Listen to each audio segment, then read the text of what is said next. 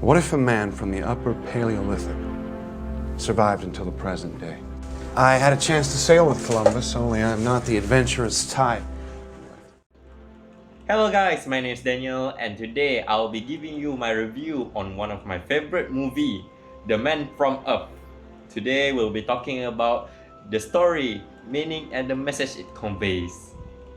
Every 10 years or so, when people start to notice I don't age, I move on. The Man from Earth is a fictional movie about a man named John who is secretly a caveman who has lived for over 14,000 years since the Stone Age. This movie revolves around the storytelling of John's life story for over the span of 14,000 years, and his story is much more deeper and touching than you might think.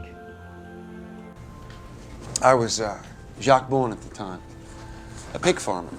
What I love about this movie is that it is one of the simplest movie I have ever watched, and yet it holds such a deep and thoughtful story. This movie only records in a single house, in a single area, with no majestic editing, no visual effect, and not even an action sequence. This movie is like a campfire storytelling where it made us, the audience, as if we are part of the group listening to John's story as we learn more about his past. But we know so little, Dan. We know so little. The mythical overlay is so enormous and not good. The truth is so simple.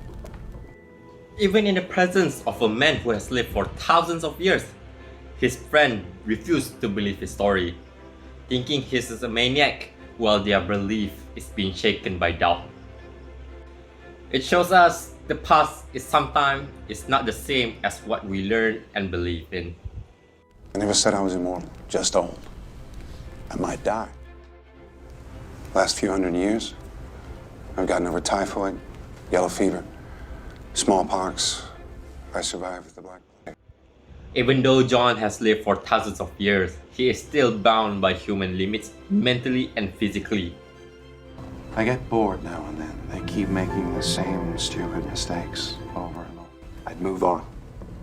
I had to move on. He has witnessed thousands of deaths of his close one, but despite that, he still looked at the positive sides of his life and never gave up on himself. Before I end our podcast today, I will give you my personal advice before watching this movie.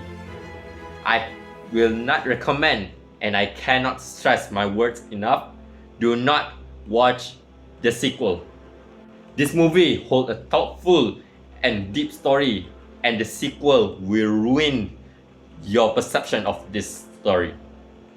Therefore, do not watch the sequel.